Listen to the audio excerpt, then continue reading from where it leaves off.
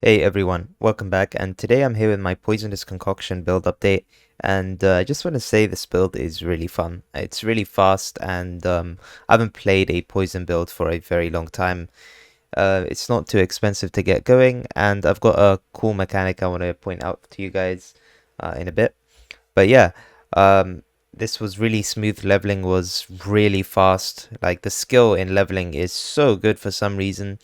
And then we're using I know our HP pool looks kind of low, but trust me, we are very tanky, and I'll tell you guys how as well. So yeah, this build has been really good, and just for a general overview, I am having a lot of fun with it. We didn't level it too long ago, so we're only level 87, but I promise you, I've barely died on this character. If you see the deaths, I've only died 10 times, which is really low for this league anyway. I've been running Scourge as well. And yeah, it's been really smooth. I'll show you guys a map showcase in a bit as well. But yeah, let's get into my general gear overview and some choices I made. And then we'll go into tree and future plans. And then we'll go into the showcase. So for a general overview for the gear, we're just using some -9 helmet. Now I really need to get the craft on here, or the veiled mod, which gives increased duration of elements while focused, because that's a really big damage increase. It basically almost doubles your damage for bosses, which is really good. So I need to get that. And then this amulet, I hit it in Harvest. Now we got really lucky. I hit it with a Reforged Chaos, and this is really insane. It's got life, it's got Chaos Damage Leached as life, which isn't particularly good for this build because we already have that. But it's also got +1 Chaos Gems, T1 dot, perfect roll, and I actually put the catalyst on it. So we have 24% from here. It's got fire res as well, and cast speed isn't good for this build, but it's just really good. Maybe for some ED Contagion build, this would be really good because of the cast speed, I don't know. But it's pretty damn nice. And we anoint Aggressive Bastion because it gives endurance charges on kill. It also gives increased damage with elements while holding a shield. And if you see here, we also gain Rampage when at maximum endurance charges because of Worm Sign. Which we also have a Despair Corrupt on it. It was really cheap. I spent like 50C on this. So yeah, it's really nice. And yeah, I don't know, it just feels super smooth. Next up, we have just a normal ring with minus mana cost, some life and res, and strength. We really need the strength. And yeah, and then we have another ring with accuracy, and also you'll notice I have accuracy on the helmet. We actually need a lot of accuracy on this build, and we don't get too much from precision because we can't run a high level one.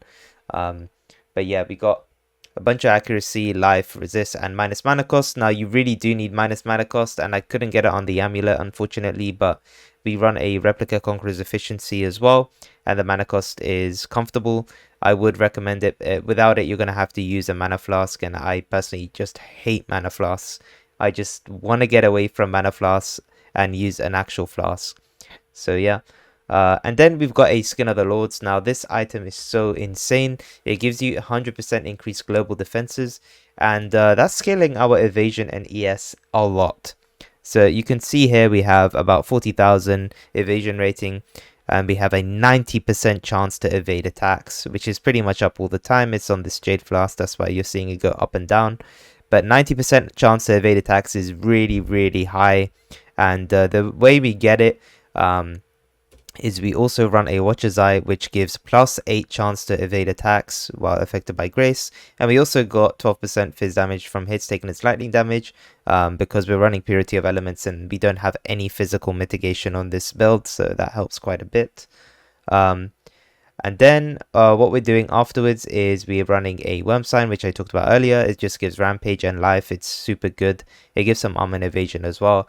But the main thing is we're running this for Rampage, and you can easily change these gloves, but I personally really like Rampage. It's a really cool mechanic, especially in this league where it's like clear orientated.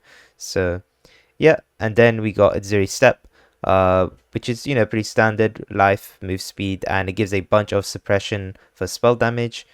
So we're almost capped on spell suppression. If you see here, we have 100% chance when the Quartz Flask is up, and then it will go down.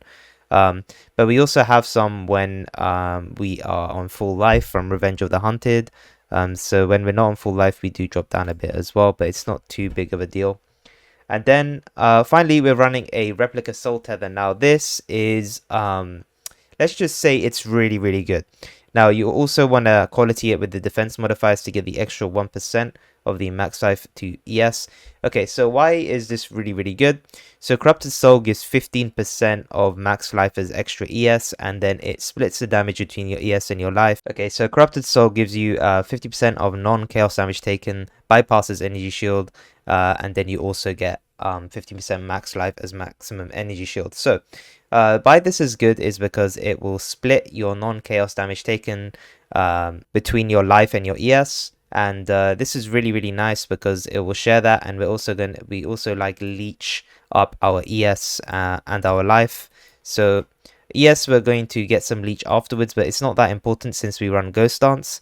But we already have a bunch of life leech from what we're doing, like the attack damage leech does life, and it's not that much leech, but having that damage to be split is really nice. And then we also get another 7% from the replica soul tether, and we don't have to use a legion jewel for corrupted soul, which is really good because we actually want to run a brutal restraint, which I'll talk about in a bit. But let's just say that replica soul tether is really, really strong for evasion builds that want to scale some ES and then take ghost dancer. It's like actually, or ghost dance, sorry, which is actually really, really good because you basically, when you're hit, you lose a ghost shroud and you get 3% of your ES as energy shield, which in our case is quite a lot because we have a bunch of evasion. So yeah, we gain a lot of energy shield back when we're hit, and just having this is really strong. And we don't get hit that much, so when we do, we're gonna be basically fully S again.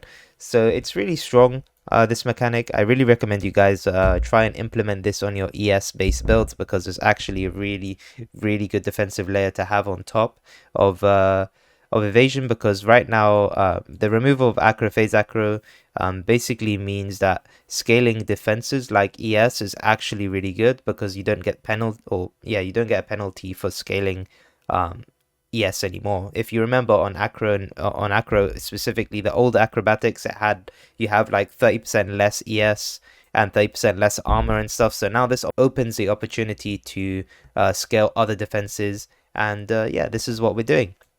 So just a quick note about evasion and spell suppression I want to quickly talk about before we move on to the tree and stuff, is that evasion actually feels really good. If you remember with dodge, it felt a bit RNG, and unless you were a raider, it was hard to get a lot of dodge, and you were just in this weird spot where you were just getting randomly RNG one shot on any other ascendancy apart from raider.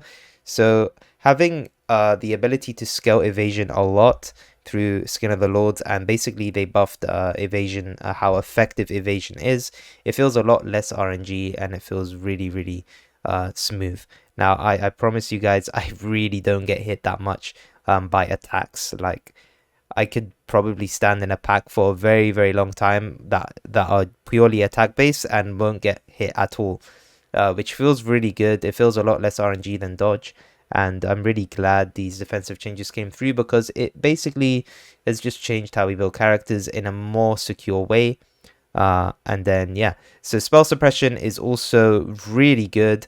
You'll basically never get one shot by a spell unless you, I don't know, maybe you roll the mod where you like take 20% minus 20% spell suppression hit, like the suppress spell damage prevention. You can get like minus 20 on a map and that could kill you maybe, but honestly, you move so fast on this build that spells can't really hit you anyway. So yeah, it's really nice.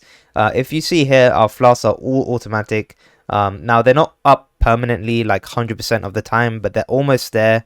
I've tried my best, but I don't think I can get any more, and I don't think it's worth investing anymore. It's basically up 95% of the time, which is really strong. Like these flasks are always up pretty much. It feels like I'm running Mage Blood, obviously not with the increased effect flasks that are up permanently, but it honestly feels so good. And you do have some downtime, but when you're mapping and you're killing monsters, you will not notice downtime at all because your flasks will just keep spiking up and up and up and up. Okay, so let's cover the tree, and I'm sorry I didn't cover the gems too much, but I didn't think I wanted to because it's not really that much. Like there's just standard support gems here, Poisonous Concoction 21, and then we put it in the Skin of the Lords, get a level from here, and then we also want another level from Void Manip, Awakened Void Manip, which will give you another level on Poisonous Concoction. So we'll have a level 25, and that would be really strong. It's like it gains so much damage per level, so yeah, I really recommend stacking levels on that. But yeah, there's not really much to cover. There's oh yeah, there is one thing, Anomalous Withering Step. So we use this, and we basically only need to apply this 2 times on a boss to get 15 wither stacks, and we also run it with increased duration so that the wither stays on them. And this is just way better than running wither totems, because wither totems are so bad, they just die instantly, and I hate them. So Anomalous Withering Step is really good, and the reason you want Anomalous is to inflict an additional 2 debuffs, which is really strong. So as you can see here, if you read the tooltip, it inflicts 8 wither debuffs the first time, and it will do 16, well 15, because it's capped at 15 the second time, and it will actually stack. So when you do it 2 times on a boss, you will have 15 wither stacks. And that's how it is. And I just want to say before I get any more into this is that I took inspiration from this build from Nugiyen.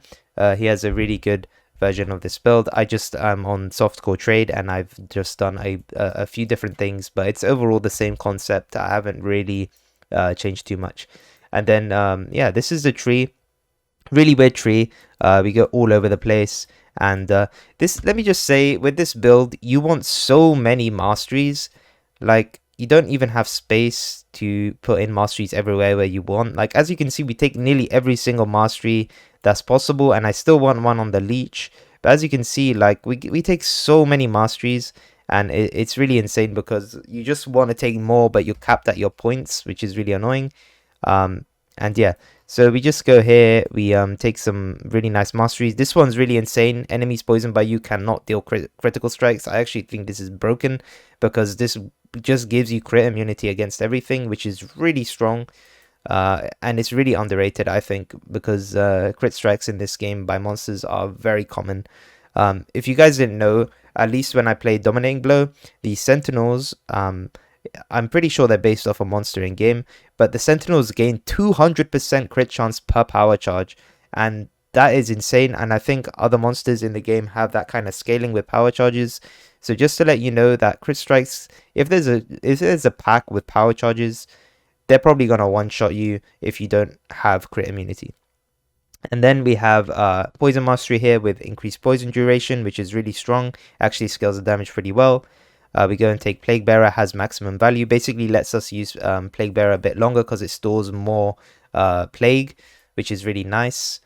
We take this to help accuracy a lot, so we have Dexterity accuracy bonus instead grants +3 accuracy per Dexterity, and you actually do need accuracy on this build because it's technically an attack, and if you don't, you won't always be inflicting your poisons, and then it won't stack, and then you'll have a lot less damage overall. Life Mastery is pretty standard. Okay, so this Brutal Restraint is really strong. I think I got kind of lucky, but it's not that insane at the same time. So I'll say what I got on this one, and yeah. So we got this over here, which is Alchemist Genius, which is super strong.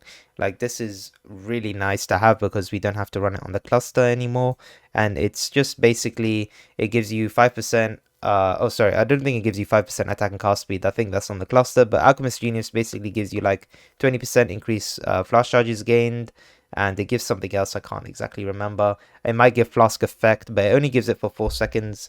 It's still pretty good. And then we go and we take 20 decks over here.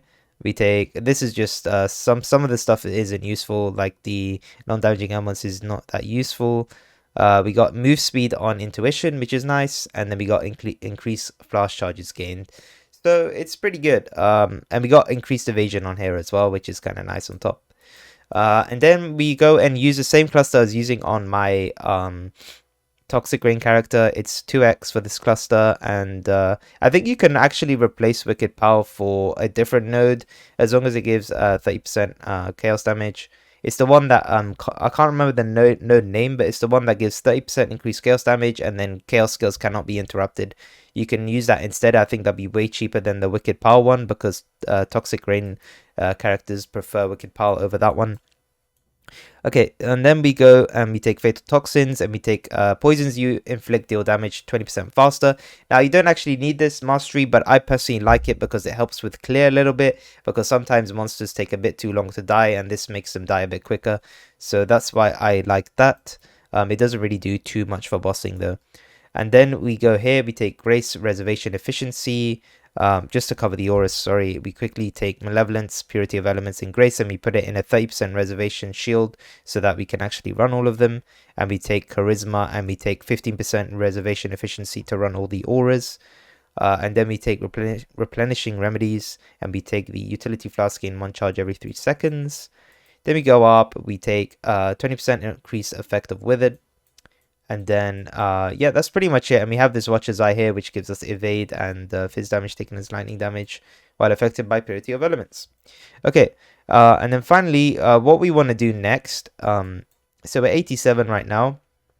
What we want to do next is 1, 2, 3, 4, 5, 6, 7, 8, 9. So we need 9 points to get Written in Blood and Atrophy. And we kind of want to take the ES node here, but I don't know if it's worth the Chaos Damage Leech does ES. I don't think we really need it because of Ghost Dance, but we'll see how that goes, because we can take other stuff in the Mastery there as well. So yeah, that is like basically the tree done. I'll quickly show you guys a map showcase. Now I'll just do the usual one because I don't want to spend too much time in a map. So we'll just rush to the boss as usual, do some of the league mechanic, and basically this build can run pretty much any map mod you want, apart from no regen is kind of bad because we don't have mana flask, but I think you can run pretty much any other map mod. Oh, I guess there's one more which is bad, which is the monsters have a chance to avoid poison, because that scales with awakener or your it scales with your awakening bonus, so it goes up really high, and then your chance to poison is really bad. So I wouldn't recommend that map mod either. But let's just show you guys this. My current currency strategy is I'm running a bunch of Haywalk and I'm just making items in Harvest, and that helps me make good items for myself as well.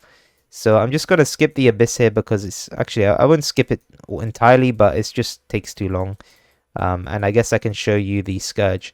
So the playstyle is pretty nice. It's really fast. It's got Poison Prolif as well, so everything around it dies. And then we activate Plague Bearer and we just run around and just kill everything around it. Now, rares won't really die to Plague Bearer that much, so just keep that in mind. And I'll activate the Scourge in a minute. But yeah, this build is a lot tankier than you think, guys. It doesn't look tanky, but it really is tanky. I really can promise you that. I don't know, like normally by now, if the build isn't tanky and I'm pushing T16s and Conquerors, I usually die a lot more. But this build, I don't know what happened. It's just so unbelievably tanky. So there's the Abyss. The reason I want to show the Abyss because the Abyss has a lot of Fizz monsters, so it would give a pretty good representation of our Fizz mitigation, even though we don't have any, just through evasion alone. So yeah. The league mechanic can get a bit rippy sometimes, but honestly, it's completely fine. As long as you react with your life flask when you take a hit, it's really important you do that, because if you don't, you can get into situations where you just get a one-shot, of course. And yeah. So you got that. It's pretty good. And I kind of want to show a bit more league mechanic, because a lot of people were not very happy with my previous showcase, I guess, because I didn't show enough league mechanics. So I'm going to try and show a bit more. But usually I go to like 100 to 150 stacks at the moment, and when I get a bit more HP on the tree, then I will consider doing a bit more. So yeah, I've also been running some Scourge maps as well because they're really strong. So what my current like overall strategy is that I run Haywalk to make the Scourge maps, and then I run the Scourge maps, and then I start making more Scourge maps. So that's pretty much the tactic right now. So yeah, it's pretty good. We are currently at 66 stacks, and as you can see, it's not even remotely rippy at the moment, which is pretty nice. I guess I'll do one more Scourge and then I'll head to the boss, just out of saving you guys some time. So yeah, here's a Scourge, and we're just gonna run around, poison, run around, and we do have to backtrack for loot sometimes, but it's completely fine.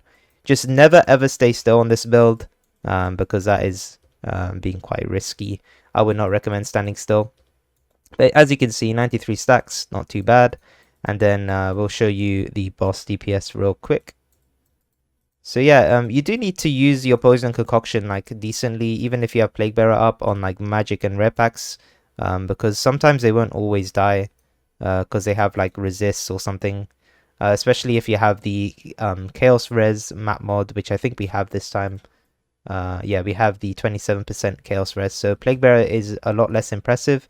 Um, and yeah, so let me just show you guys the boss DPS. It's pretty good. And for normal bosses, I just keep my Withering Step on left click, so it's not always gonna have like the best uptime. But yeah, you just want to run around and Withering Step, use a Life Flask if they damage you, and then you just run around and they die pretty easily, honestly. Not really threat. And the Conquerors are really similar as well, like what happens there. So yeah, we pretty much cleared the whole map. We can even do one more Scourge here, just to show the build even more.